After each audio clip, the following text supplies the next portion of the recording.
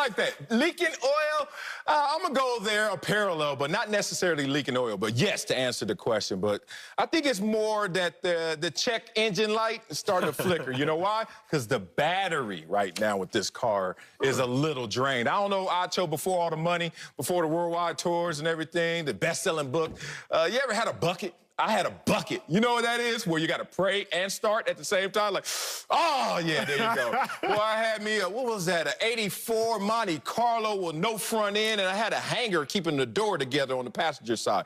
And I still went on dates. But you know what's funny? When the battery is drained? Ah, you stupid. Most of them, you ain't lying. In and out solo. But sometimes, every now and then, you know, I had a friend in there before the draft. Here's the thing. I'm in this situation, and every now and then, the lights would just flicker. You know, you're riding, you're pushing, the radio just cut off and reboot. You're like, damn, okay, all good, but you're still pushing on the road. Because you know what happened? The same thing that's happening to the Pittsburgh Steelers. You can be hiding behind the cover of what your record is. Look at performance and look at outcome. They're sometimes different, as Acho was talking about in the last block. This is a team, when you look at their performances, don't necessarily add up to the wins that we see from this same team. What am I talking about? They split with the Raiders. We saw that. But the Raiders beat them better by more points than they beat the Raiders. Okay, nail biters. To the Carolina Panthers, you beat them only by 2? And that was a close one. What was that? Went down to the wire. Chargers, overtime game, nail biter. Justin Herbert's first game, that's the same Chiefs team? Even the Houston Texans team, we saw them in game 1. We were like, this is a slow start by the defending world champions. Of course, they end up opening up that game. Close wins over Tampa, Denver, Miami, 6 points or fewer. All of those wins. If you've been paying attention to this team, you've come to a realization that even though the car is still going down the road and it still is going at a great pace, there's still some issues that the mechanic can fix. And hopefully they don't pop up at the wrong time when you're on a date with her or when you're in the playoffs. And that's what I'm seeing from this team. Oh, my dog. I love that take. Kudos to you. That's one of your best takes in the last couple months, honestly. There was no flaw in it. I'm going to say this. The Chiefs are leaking oil, but like Marcellus Wiley drives, they can run on electric like a Tesla. See, they're leaking oil, but they have the ability to both need gas at times or not need gas at other times and simply run electrically. It doesn't matter, Marcellus, that Patrick Mahomes threw 3 interceptions yesterday, because they're still so good, they still won. True. It doesn't matter that their leading rusher was a wide receiver who only had 1 carry and 32 yards on that carry, Tyreek Hill. They're so good, they still won. Here is when I worry about the Chiefs. If I look into the details, last year, the Chiefs trailed in 5 games by double digits. They ended up winning 4 of those games that they trailed in by double digits. I believe they won all 5, but the other one they didn't win by double digits. This year, they've already in the regular season been trailing in 4 games by double digits, have won those games, but have not come back to win them by double digits. Why do I say that? They still really good. They're just not as dominant as they were a year ago, but they're 21-1 in their last 22 games. Damn. Like, they're on another level. So are they leaking oil? Sure, if you want to say that, but it's really irrelevant to the Kansas City Chiefs. Yeah, it's funny. I don't believe this team is leaking oil. I believe they're bored. When I look at them and when they're making this repeat effort, it reminds me of the Golden State Warriors. When they were winning with Steph and KD and those guys, they know they can beat you. It's a matter of, do they want to play with you? Do they want to get you up out the paint early? What do they want to do? And so with Patrick Mahomes playing the role of Steph Curry, it just kind of depends on how he feels on any given night. We saw that they were down 10-0, and before you knew it, they were up 30-10. And the Chiefs aren't even playing their A game yet. And it's tough when you are a team trying to go on a repeat. You're getting everybody's best game. You know that you're better than most teams when you walk in the stadium. It's hard to stay focused. And so I won't say they're leaking oil. They're trying to fast forward to the end of the book so they can see if they can write the new chapter in the playoffs as they go and capture their back-to-back Super Bowl title. That's what it is. Not leaking oil. They're good. I'm not arguing that one right there. That is real. We'll see how that plays out. The only argument can be the reality of what happens to them going forward in the playoffs. As we saw last year in the playoffs, were they bored when they were down 10 in one game? Were they bored when they were down 24 in one game? Were they down 10 in the Super Bowl? Were they bored? Or is it really a situation where this is a team that likes to flirt with danger, whatever it is? And look, when I was riding around in the bucket, I was broke, but I had enough for a battery. But then I was like, let me go get this Turkish from the Slauson Swap Meet so I can have some passengers in this car, wink, wink. So therefore, I didn't apply my resources properly to what I needed most at the time.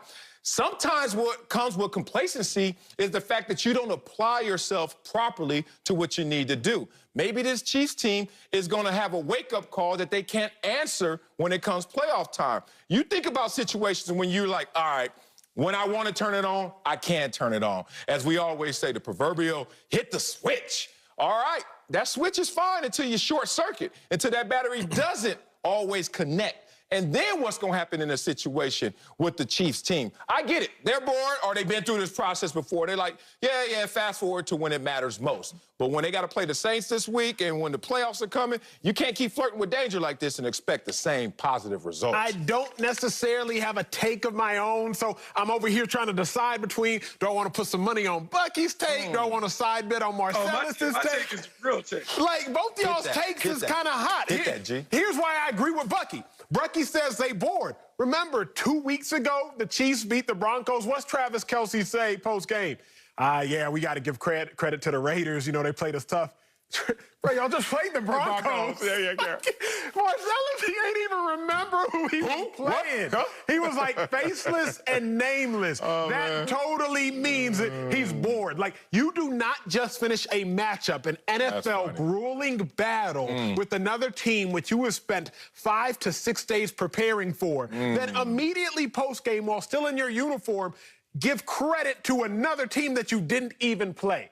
That means you were fully bored. But now, Marcellus, big dog, you're not totally wrong, and this is why I'm so confused. Hey. Because look, last year, Bucky, remember, week 9 and on, the Chiefs had the #1 scoring defense, especially from week 11 and on. Last year, the Chiefs defense, they picked it up. But this year, since week 9, tied for 20th in scoring defense, giving up 26 points a game. Tied for 27th in total defense, giving up 383 yards a game. I'm not necessarily convinced that this is a boredom type of thing. Look at the Chiefs leaders. Patrick Mahomes, one of the most mature men in the NFL, particularly for his age. Look at the defensive side of the ball. Tyrann Mathieu, probably the most mature defensive back when you consider all the things he's gone through in his life, personally, professionally, etc. I don't think the Chiefs are a type of team that would let boredom affect them. I do just think, hey, they having some off days, they are leaking oil. But again, they're so good, it's really irrelevant. You know, what I love about you guys, because both you guys have kind of delved in that track world. I heard the conversation before we came on, and I know I'm appealing to Marcellus because I want to appeal to his ego. As a national champion 400-meter runner, I think he certainly can relate to the fact that when you're running, sometimes you're out there and you're like, you know, I got the field. I'm sitting here in lane 4. I see the guys in 5, 6, and 7 out. I'll get them when I get to the 3rd curve, and I'll kind of reel them in. I was more of a 100-meter guy, so I can relate more to Usain Bolt. We saw Usain Bolt win year after year after year, and Justin Gatlin would jump out. He'd be like, okay, I see you, dog, but let me get to about 80, and let me go ahead and win this. That's a wrap. And that's what the Kansas City Chiefs are doing. They're throwing it out there. They're letting those guys go, but they're going to reel them back in. And as Marcellus can relate, because the Inglewood Jets, I've seen them in action. And when you're walking somebody down, they go, woo. They let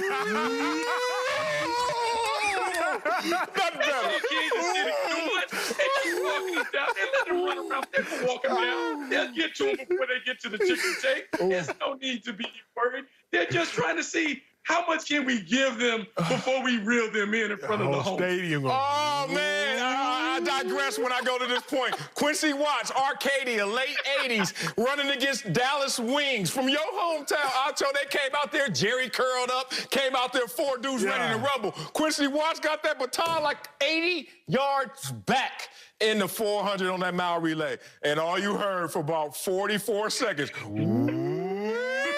and suck that dude up. I told you I digress. Okay, I got to go here. Because you look at this situation, and don't ever disrespect me like that, saying, Bucky, I'm just a national champion. I'm also a national record holder. Can you put some respect on my name? Let's look at this situation for what it is. In simple, being real, the Chiefs are playing with some dangerous times in terms of who they're going to face maybe in the playoffs. Are Tennessee Titans coming to mind again? Yeah. What are the Chiefs ranked in terms of their rush defense this year? 26. You think Derrick Henry and his 200-yard toting self is going to enjoy running over the 26 rush defense, putting pressure on that team? That's just one example of how you shouldn't flirt with danger. But all